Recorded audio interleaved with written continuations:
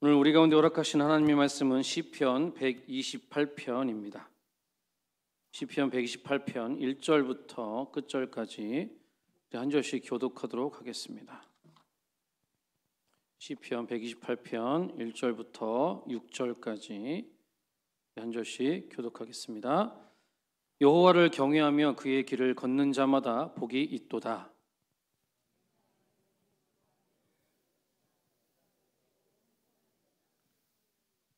내 집 안방에 있는 내 아내는 결실한 포도나무 같으며 내 식탁에 둘러앉은 자식들은 어린 감람나무 같은 이로다. 여호와를 경외하는 자는 이같이 복을 얻으리로다. 여호와께서 시온에서 내게 복을 주실지어다. 너는 평생에 예루살렘의 번영을 보며 내 자식의 자식을 볼지어다. 이스라엘에게 평강이 있을지로다. 아멘. 할렐루야. 우리 옆 사람하고 인사하겠습니다. 사랑합니다. 축복합니다. 우리 한 번 더 인사하실 때는 진실한 마음으로 보고 싶었습니다. 이렇게 인사하시겠습니다. 여러분 보고 싶었습니다. 아이고 보고 싶었슈. 여러분 그 현 정혜영 그리고 최수정 하이라 이 두 부부를 보면은 무엇이 떠오르십니까? 예, 인꼬 부부죠. 예, 금슬 좋은 부부입니다. 제가 그리고 한 가정을 깜빡했습니다. 그 한 가정이 그 황태환 류소진 부부라고요. 농담입니다. 여자분들은 현과 최수종 씨를 정말 좋아할 것입니다. 세상에 그렇게 아내에게 잘하는 남편이 또 있을까요? 그 현이라는 분에게는 어록이 있는데요. 예를 들어서 이런 말을 했다고 합니다. 저는 오늘 밤 잠이 들기 전에 내일은 우리 아내가 얼마나 더 예쁠까 기대감에 잠이 듭니다. 이런 말을 한답니다. 또한 나와 함께한 지 10년의 세월이 흘렀는데도 이렇게 예쁜데 앞으로 10년 뒤는 얼마나 더 예쁠까? 이런 생각을 했다고 합니다. 최수종 씨 같은 경우에는 그 이벤트의 왕이죠. 아내를 위해서 틈만 나면 깜짝 사랑의 이벤트를 하곤 하는데요. 예를 들어서 1시간 전에 옥상에 숨어 있다가 크레인을 타고 내려와서 창문을 두드리면서 프로포즈를 했다고 합니다. 그리고 하이라 씨가 여자친구들과 생일 파티를 할 때 몰래 여장을 해가지고 그 친구들 여자친구들 틈에 숨어 있다가 짠하고 나타나기도 하고요. 그리고 또 결혼 기념일에는 미리 산에 올라가서 전날에 이렇게 산에 올라가서 현수막을 이렇게 만들어 놓는 거예요. 내 사랑 하이라 사랑해요. 그거를 산에다가 걸어 놓는 거예요. 그리고서 다음 날 생일날에 아내랑 같이 모른 체 하면서 이렇게 올라가서 그걸 보여주는 거죠. 너무 많아서 나열하기도 힘든 것 같아요. 그리고 최수종 씨도 이런 말을 했다고 합니다. 나는 하이라라는 인형하고 삽니다. 네. 아마 이 두 분들은 우리나라 모든 아내들의 로망일 것입니다. 반면에 이들은 대한민국 남성들의 주적입니다. 예, 원수죠, 원수. 예. 현과 최수정 씨와 비교를 당하면서 반의 반이라도 좀 배우라고 아내들의 잔소리를 듣다 보니까 이 두 분이 얄미울 수밖에 없을 것입니다. 어떤 남자분들은 그 사람을 보면서 사람이 어떻게 저렇게 살아? 이게 말이 돼? 저거 가짜일 수도 있어. 이렇게 생각하시는 분들도 있습니다. 2020년 20대 미혼 남녀를 그 대상으로 성 경험이 있는지에 대한 조사를 했는데요. 그 결과가 77%가 성 경험이 있다고 밝혔으며 23%는 피임 조치를 하지 않는다고 답했습니다. 그리고 그 조사 대상의 거의 모든 젊은이들이 혼전 성관계에 대해서 전혀 문제 없다고 그렇게 대답을 했다고 합니다. 코로나로 숨진 자가 그 690만 명이거든요. 그리고 전체 전염병 사망자 수는 약 1,300만 명이에요. 그런데 지난해 낙태로 사망한 자는 4,260만 건이라고 합니다. 심각하죠. 무분별한 성행위로 임신하고 낙태한 태아의 수가 1년에 4천만 명이 넘는다는 것은 정말 가슴 아픈 일이죠. 그 밖에 전 세계적으로 범죄율, 이혼율, 자살률 계속 하늘 높은 줄 모르고 높아지고 있습니다. 이런 통계는 우리의 가슴을 참 먹먹하게 만듭니다. 여러분, 왜 세상이 점점 이렇게 우울해지는 것일까요? 왜죠? 그 이유는요, 사탄의 공격 때문입니다. 보통 군인이 적을 공격할 때는 전략적으로 적진의 그 심장 부위와 같은 그런 중요한 타켓을 정해놓고 공격을 합니다. 여러분, 사탄이 우리를 공격할 때 어디를 공격할 것 같습니까? 바로 우리의 가정 공동체를 집중적으로 공격합니다. 우리는 이것을 알고 있어야 됩니다. 가정은 하나님께서 이 세상에서 최초로 만드신 공동체이기 때문입니다. 그들은 이것을 공략하는 데 전력의 대부분을 쏟아붓습니다. 왜냐하면 가정만 무너뜨리면 나머지 공동체들은 그렇게 많은 힘을 들이지 않아도 무너지게 돼 있기 때문입니다. 예전에 제가 서산에 부모님과 함께 살고 있을 때 손님이 찾아온 적이 있었어요. 가까운 사이지만 거주하는 곳이 좀 멀다 보니까 오랜만에 만나게 돼서 참 반가웠습니다. 그분들에게는 딸 하나, 아들 하나, 아주 훌륭한 조합의 자녀가 있었습니다. 역시 그 자녀들도 함께 저희 집에 왔죠. 첫째 딸 아이는 초등학교 3학년이었고요. 둘째 딸 그 남자아이는 유치원생 정도 됐습니다. 저는 아이들에게 반갑게 인사를 했어요. 안녕. 그랬더니 딸아이가 저한테 이렇게 말합니다. 안녕. 초등학교 3학년이 저한테 그러더라고요. 둘째도 똑같이 안녕 이렇게 얘기하더라고요. 그래서 제가 당황은 했지만 어른이잖아요. 가르쳐야죠. 그래서 야, 어른한테는 존댓말로 공손하게 해야지. 그랬더니 들려오는 대답이 싫어. 내가 왜? 아저씨 우리 아빠보다 어리잖아. 우리 아빠가 아저씨한테 반말하는데 나도 반말할 거야. 이렇게 말하는 거예요. 아이들의 개념 없는 행동은 점점 심해졌습니다. 저의 이 금쪽 같은 머리숱이 조금 없잖아요. 이거를 막 잡아당기는 거예요. 그때 얼마나 이게 화가 나든지. 그리고 제 귀에 대고 가까이서 소리를 막 지릅니다. 귀 먹는 줄 알았어요. 그리고 제 목에 자꾸 올라타요. 목말을 타요. 그냥 가만히 앉아있질 못해요. 그런데 정말 어이가 없는 것은 부모가 그냥 내버려둬요. 제재하지 않아요.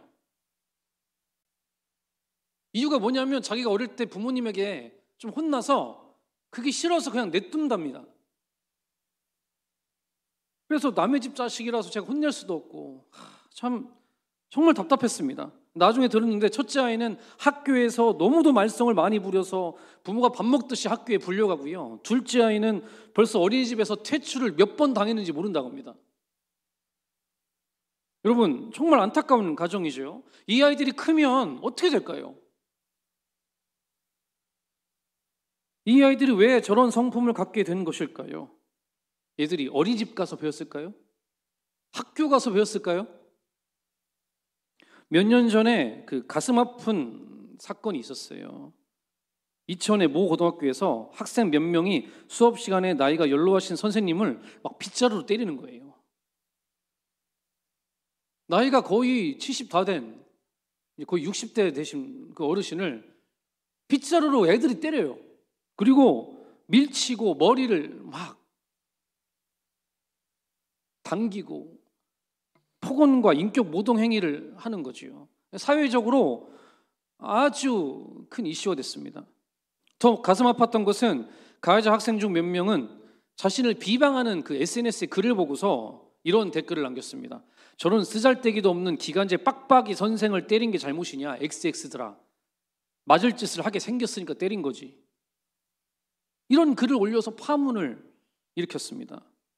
여러분 이런 아이들이 자라서 어른이 되면은 어떤 모습일까요? 그저 한숨만 나옵니다. 또한 작년에 그 넷플릭스에서 방영한 그 더 글로리라는 드라마를 여러분 아십니까? 보셨나요? 여기서 보면요, 더 기가 막힌 일이 있어요. 그 주인공 여자 학생을 일진 학생들이 괴롭히는데 너무나도 극악무도한 방법을 사용합니다. 제가 가장 충격적이었던 것은 그 머리를 이렇게 여러분 필 때 아니면 펌을 줄 때 뭘로 하죠? 고데기라는 게 있죠, 그죠? 이게 150도에서 200도까지 올라가요. 그 정도 고열이 돼야 머리를 이렇게 피거나 뭐 이렇게 펌을 줄 수 있거든요. 근데 이것을 온도 체크를 한다고 그 괴롭히는 학생 있죠. 그 학생의 팔을 잡아다가 지지는 거예요. 그 학생은 전신에 화상을 입습니다. 이 화상이 정말 무서운 것이 그냥 흉터만 남는 게 아니에요. 피부 침범 면적이 넓은 2도 이상의 그 화상에서는 체액 손실로 인해서 저혈압, 간 기능 이상, 콩팥 기능 이상, 쇼크 등 합병증이 동반할 수 있으며 2차 감염으로 인한 폐혈증 등으로 진행될 수 있다는 것이죠.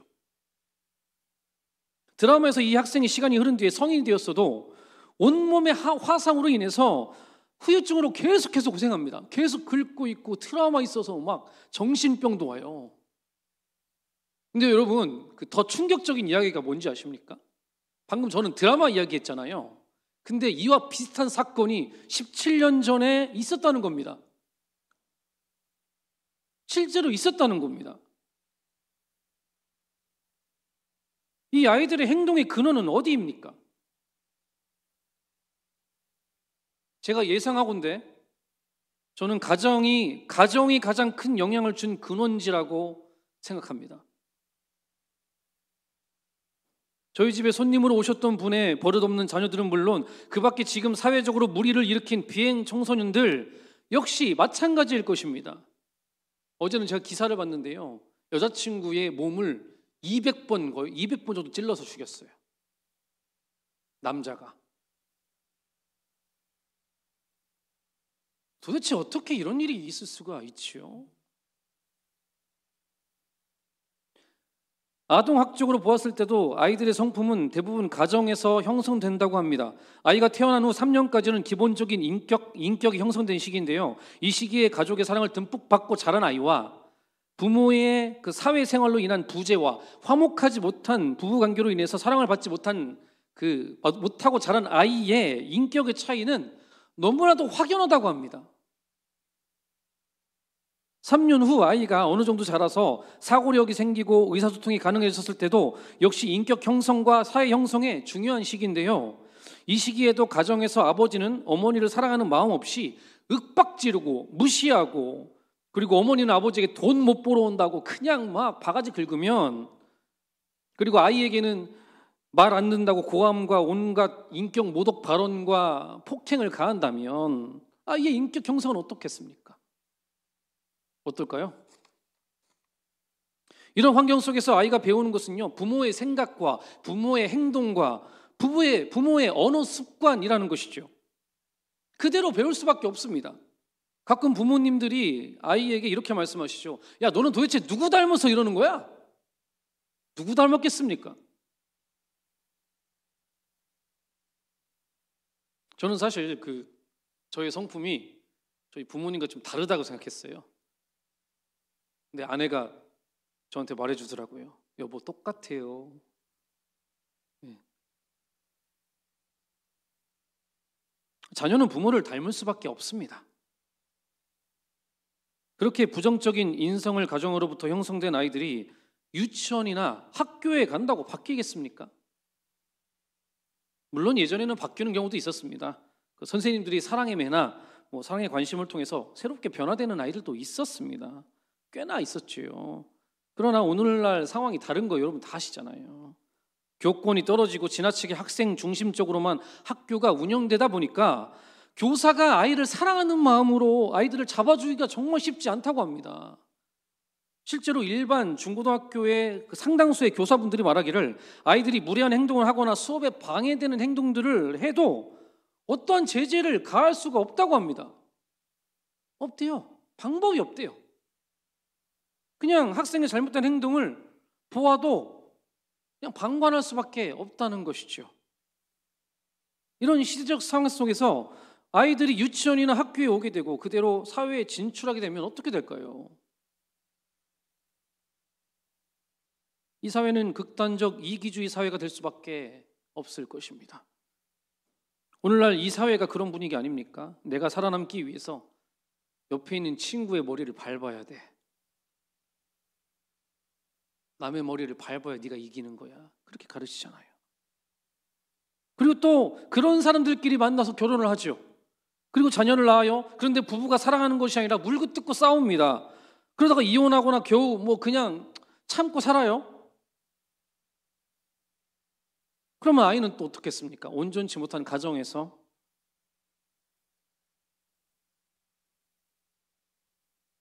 올바른 인격 형성이 안 된 아이로 자라겠죠. 근원적으로 가장 중요한 1차 공동체인 가정이 사탄의 공격을 받고 있는데요.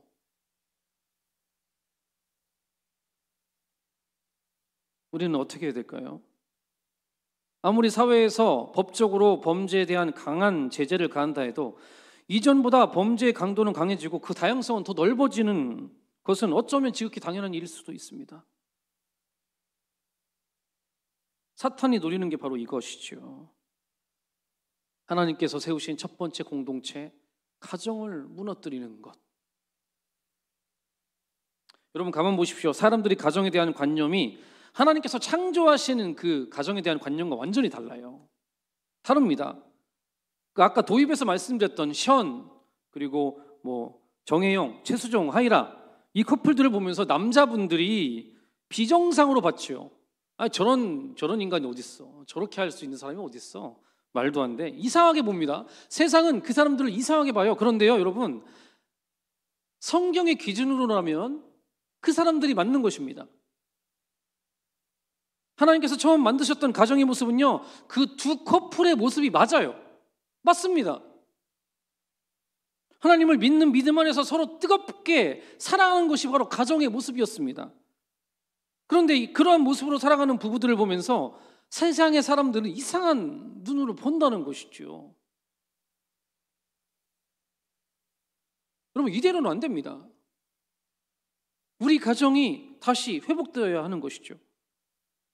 오늘 본문을 통해서 어떻게 회복되어야 할지를 좀 같이 알아보길 원합니다. 우리 3절 말씀, 본문 3절 말씀 같이 읽어보겠습니다. 시작.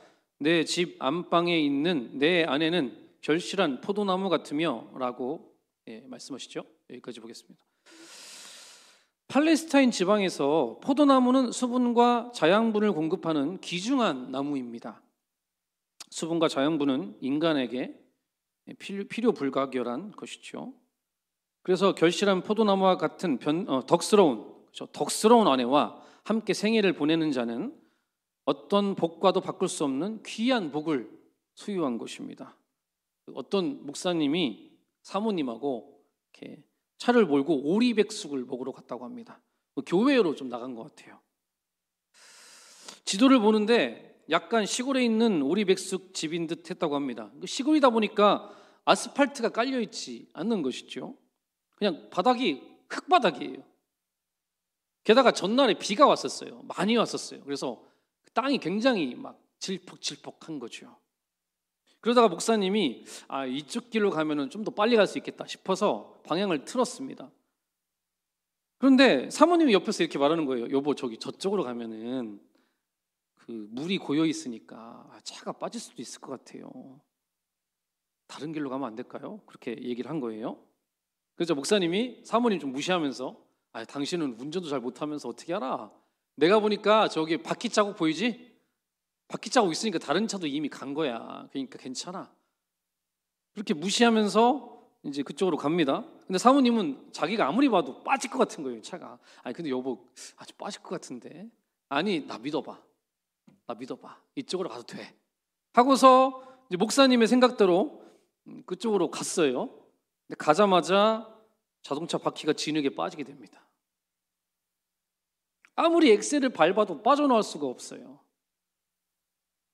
순간 목사님은 아차 싶은 거죠. 아내에게 한 소리 듣겠구나. 좀 바가지 긁는 소리를 듣겠구나. 긴장하고 있습니다. 그래서 먼저 이제 사과를 하는 거죠. 여보, 내가 미안해요. 당신 말 들었어야 되는데 내가 왜 그랬지? 막 이러고 있어요. 한 소리 들을 거를 이제 생각하고. 근데 사모님이 웃으면서 이렇게 말하는 거예요. 아니요, 뭐 그럴 수 있죠. 누구나 실수할 수 있잖아요. 나는 이것도 당신과 함께하는 좋은 추억인 것 같아요. 그렇게 생각하지 마요. 웃으면서 그렇게 말하는 겁니다. 그리고 결국 레카를 부르는데 시간이 꽤나 오래 걸리는 거예요. 그리고 그 당시 상황이 점심 먹으러 가는 상황이었잖아요. 그러니까 여자들 당 떨어지면 힘들죠. 그렇죠? 근데도 사모님하고 둘이서 이렇게 주변 산책하면서 좋은 분위기로 마무리를 한 거죠. 그러니까 목사님이 이 사모님 보고서 더 반한 거예요. 한 소리 들을 줄 알았는데 오히려 거기에서 아무렇지도 않게 넘어가지고 그 실수를 용납해 주니까 이 아내가 왜 이렇게, 이 여자가 왜 이렇게 예쁜 거지? 그러면서 더 사랑하게 되었다는 그런 말을 하시더라고요. 그러면서 나중에 그런 일이 있었대요. 어디 여행을 갔다가 그 사모님이 이미 이제 여행에서 돌아오면서 30분이 지났는데 가방을 놓고 왔다는 거예요. 그 여행지에다가. 그러면은 이제 30분 이미 갔잖아요. 그리고 다시 30분을 돌아가야 돼요. 그걸 잡고 다시 30분 와야 되잖아요. 그럼 1시간 30분을 버리는 거죠. 그 목사님이 이제 그 얘기를 듣자마자 이게 여기까지 올라오는 거죠. 그러다가 갑자기 예전에 자기를 용납해준 이 사람의 그 아름다운 모습이 떠올랐답니다. 그러면서 그래, 그때 아내가 나를 이렇게 용납해줬지. 그럼 나도 그렇게 해줘야 되겠지. 그래. 그러면서 여보 괜찮아. 그럴 수 있어. 이 가정이 그렇게 말씀하시더라고요. 우리는 용서 배틀을 한대요. 보통 이제 남편과 이제 아내가 누가 뭘 잘못하면 이제 지적을 남편이 예를 들어 하잖아요. 그러면 여성 입장에서, 아내 입장에서 그런 생각을 하죠. 저 되게 뭐라고 하네. 다음에 두고 보자. 그러고서 또 남편이 뭐 어떤 실수를 하잖아요. 그러면 똑같이 지적합니다. 그럴 수밖에 없어요. 사람이 그래요. 복수심이 있어서 똑같이 지적을 합니다. 그러면 이게 초등학생처럼 되는 겁니다. 너 지난번에 이렇게 했지. 너는 지난번에 이렇게 했잖아. 너도. 그러면서 계속 다투는 겁니다. 지적 배틀을 하는 거죠. 그런데 아까 그 목사님의 가정을 보면은 현숙한 사모님이 그렇게 하는 거예요. 용서 배틀을 먼저 시작하니까 목사님도 자꾸 용서하려고 하고 사모님도 용서하려고 하고, 그러니까 싸울 일이 없다는 것입니다. 이런 모습이 바로 포도나무 같은 그런 아내 아니겠습니까? 예수님이 우리를 용서하신 것처럼, 용납하신 것처럼 그렇게 용서하는, 용납하는 그런 모습, 참 아름다운 모습이죠. 이번에는 3절 후반부를 보겠습니다. 시작. 내 식탁에 둘러앉은 자식들은 어린 감람나무 같으리로다. 여기 자식들에 대한 이야기가 나오지요. 이 감람나무는 이스라엘의 올리브 나무를 말하는 것입니다. 이 나무가 서 있는 모습을 보면 본문의 의미를 쉽게 우리는 알 수가 있어요. 그 올리브 나무는 큰 나무 뿌리에서 어린 올리브 나무 싹들이 자랍니다. 저런 모습이죠.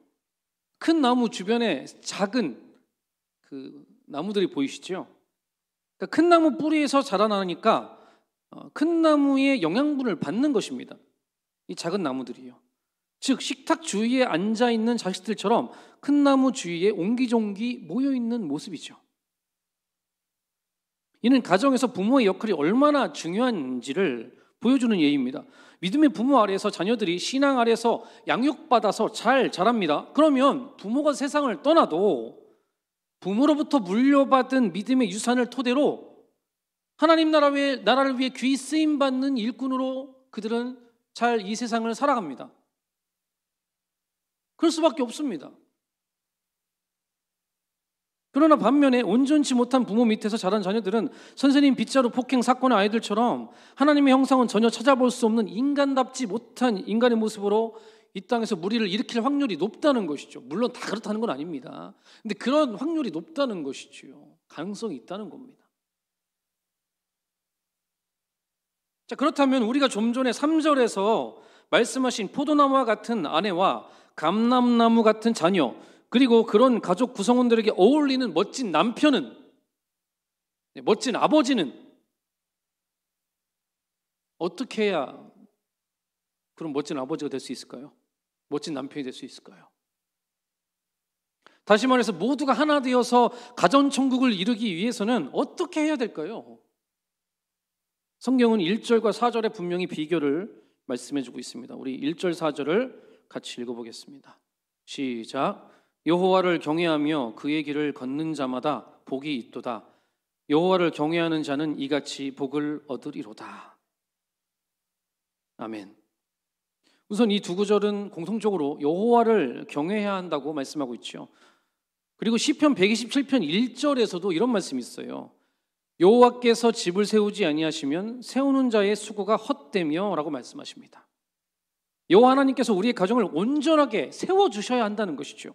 그러기 위해서는 우리가 먼저 여호와 하나님을 경외해야 한다는 것입니다. 경외하다, 이 단어는 여러분 잘 아시지만 다시 한번 말씀을 드리면 히브리로 야레라는 단어입니다. 두려워하다라는 단어예요. 즉 자기 한계를 알면서 하나님을 향한 신뢰와 존경을 근거로 한 거룩한 두려움을 말하는 것입니다. 그냥 무서워하는 게 아니에요. 하나님을 향한 신뢰, 존경, 그걸 바탕으로 한 그 거룩한 두려움, 그것이 바로 하나님을 경외하는 것입니다. 그래서 1절에 여호와를 경외하며 그의 길을 걷는 자마다 복이 있도다 말씀하시죠.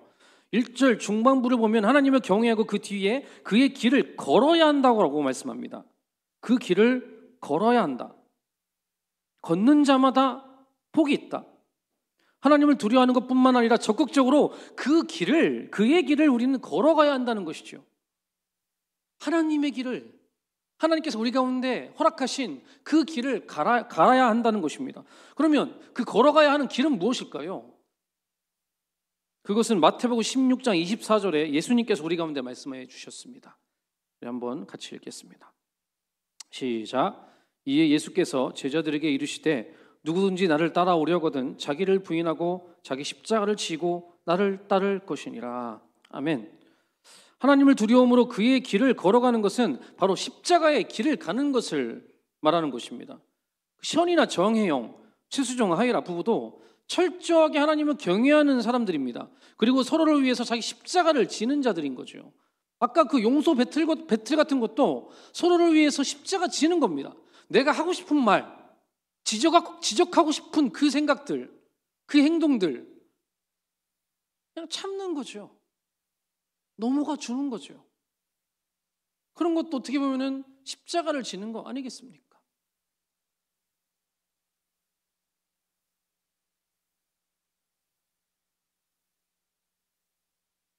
션이나 최수정 씨가 아내를 섬기고 사랑하기 위해 했던 행동들 모두가 십자가를 지고 주의 길을 따르는 희생의 길인 것이죠. 그렇다면 아내들은 남편의 이 섬김과 희생을 받기만 했을까요? 절대 아닙니다.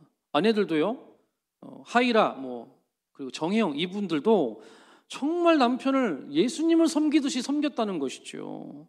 예를 들어서 션이라는 사람은 가수이기도 하지만 구제 사역을 하는 사람입니다. 사회 사역 이런 거 하잖아요. 최근에는 무슨 루게릭병 그 요양병원도 이렇게 세웠더라고요. 그게 우리나라 최초의 루게릭 병원이라고 합니다. 그런 것도 세우더라고요. 그리고 그가 한국 컴패션에서 그 아이들을 후원을 하는데 보통은 10명, 50명, 100명도 대단한 수준이죠. 그런데요, 자그마치 1000명을 하고 있어요. 1000명의 아이들을 후원합니다. 좀 구체적으로 말씀드리면 스라의 자녀 4명을 키우고 있는데 게다가 1000명의 아이들을 매월 후원하고 있는데 저도 볼리비아의 한 아이를 후원하고 있어요. 약 10년 정도 저도 후원을 했는데요. 이게 돈이 어느 정도 드냐면 월 5만 원 정도 듭니다. 다 합하면 그 정도 드는 것 같아요. 한 명 하는 것도 쉽지가 않아요. 각오가 필요하더라고요. 근데 1000명 아이들을 한다고 생각해 보세요. 그러면 월 얼마가 드는 거예요? 5천만 원이 드는 겁니다. 월 5천만 원을 그냥 아이들을 위해서 후원하는 거예요. 그런데요, 여러분, 문제는 뭡니까? 남편이 이런 결심을 해도 아내가 따라주지 않으면 절대 할 수 없죠. 그렇죠? 그리고 션 씨가 요즘에는 TV도 안 나오잖아요. 도대체 어디서 그 수입이 있는지 모르겠는데. 그럼 쉽지 않을 겁니다. 정혜영 씨가 만약에 반대하면 못하죠. 그러나 이해할 수 없었겠지만 하나님께서 남편에게 주신 사명이라고 생각하고 믿고 순종하는 것이죠. 하나님을 가정의 호주로 섬기며 아빠가 엄마를 자신의 목숨처럼 사랑하고 엄마는 아빠를 예수님 섬기듯이 섬기는 모습을 본 자녀는 정신적으로 육체적으로 모두 건강하게 자랄 수밖에 없을 것입니다. 그런 좋은 부모 밑에서 자란 아이들. 다르죠. 다릅니다. 이런 가정의 모습은요, 삼위일체 하나님을 닮은 가정의 모습입니다. 성부 하나님을 닮은 아버지, 성령 하나님을 닮은 어머니, 성자 예수님을 닮은 자녀들의 모습인 것이죠. 가정 속에서 아버지는 제사장 역할을 하는 동시에 가정을 섬김의 지도력과 깊은 사랑과 희생으로 다스리는 성부 하나님의 역할을 감당하는 것입니다. 그게 여러분 아버지의 역할입니다. 여기 아버지들 많이 계신데요. 하나님처럼, 하나님이 정말 우리를 사랑하신 것처럼 가족을, 자녀들을, 아내를 사랑하시기를 예수 그리스도 이름으로 축원드립니다. 아멘. 네, 우리 남편, 우리 아버지들 대답 다시 한번 해주세요. 아멘. 아멘. 네, 감사합니다. 자, 그러면 가정 속에서 어머니는 부드럽고 섬세하고 인자하며 아버지를 높이고 그 주권과 지도력을 따라 돌봄의 사명을 감당하는 성령님의 역할입니다. 자, 우리 어머니들, 아내들, 자, 그런 역할 감당할 수 있겠습니까? 감당하시겠습니까? 예. 부부가 그렇게 역할을 감당하면요, 가정의 분위기가 달라집니다. 완전히 달라지는 것이죠. 그리고 자녀들은 부모님의 사랑과 보살핌 속에서 주의 교양과 훈계로 양육받으며 지혜가 자라고 키가 자라고 하나님과 사랑 앞에 사랑스러운 그런 존재로 자라는 것입니다. 마치 예수님이 12살 때 누가복음에 보면은 거기에 뭐라고 기록되어 있죠? 부모에게 순종하고요, 사람에게 그리고 하나님에게 사랑스러워 가시더라 라고 기록되어 있습니다. 예수님이 그런 모습으로 자란 것처럼 자녀들도 그렇게 자라게 되는 것이죠. 이런 신비한 가정 공동체는 이 땅에서 맛볼 수 있는 가장 아름다운 작은 천국의 모습 아니겠습니까, 여러분? 여러분, 천국은 죽어서만 가는 게 아닙니다. 우리가 이 땅에 살면서 우리가 여호와를 경외함으로 이 땅에 이루어지는 겁니다. 부모라면은 가정을 천국으로 만들 의무가 있습니다. 하나님께서 명령하셨습니다. 그럼 우리는 그렇게 살아야죠.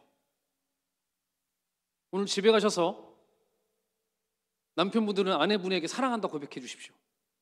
그리고 아내분들도 남편분에게 사랑한다 고백해 주시고, 또한 자녀들에게도 내가 목숨 걸고 너를 사랑한다, 내 목숨보다 더 사랑한다 고백해 주시기 바랍니다. 아니요, 지금 한번 해볼까요? 자, 우리 옆 사람에게 인사하겠습니다. 사랑합니다. 축복합니다. 기도하시겠습니다. 사랑하는 주님, 감사드립니다. 오늘 우리 가운데 주신 말씀 우리가 잘 기억하며 우리 가정이 천국이 될 수 있도록 도와주십시오. 우리가 여호와를 경외하겠습니다. 주님의 길을 우리가 가겠습니다. 십자가 지겠습니다. 그리하오니 하나님, 우리 가정 가운데 하나님의 천국이, 하나님의 나라가 임할 수 있도록 도와주십시오. 그래서 이 가정을 통해서 자라는 아이들이 또 하나님의 나라를 위해 쓰임받는 귀한 일꾼 되게 하시고 그들을 통해서 또 아름다운 천국과 같은 가정이 이루어질 수 있도록 하나님 도와주십시오. 그렇게 우리가 살아갈 때 이 세상이 점점